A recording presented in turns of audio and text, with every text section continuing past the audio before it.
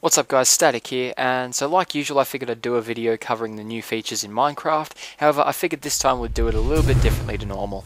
In the second 1.9 pre-release, it's possible to lead passive mobs around by holding out a piece of wheat. Feeding them this piece of wheat will put them into love mode, and two passive mobs of the same type close together in love mode will begin to reproduce by rubbing their faces together, and before you know it, you have a new mob. Endermen have been beefed up, now taking 4 non-critical hits with a diamond sword to kill, and also dealing 3.5 hearts of damage, which is 1 heart more than they used to.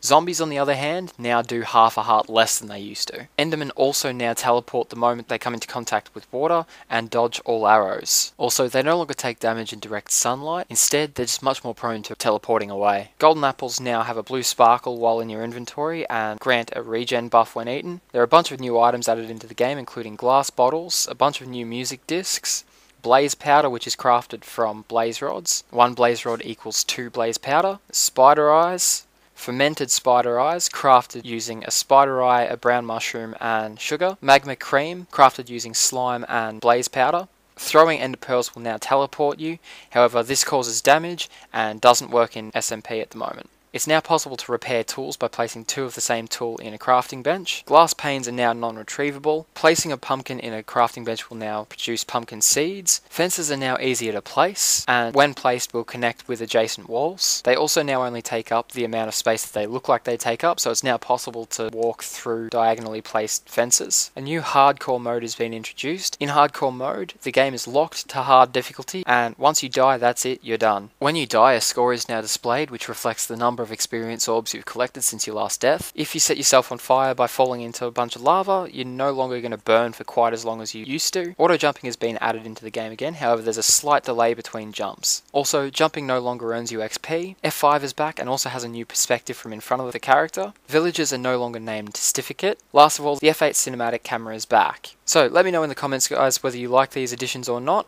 Also, I'd like to know what you'd like to see in the game, so leave a comment below. Anyway guys, hope you've enjoyed the video and I'll see you next time.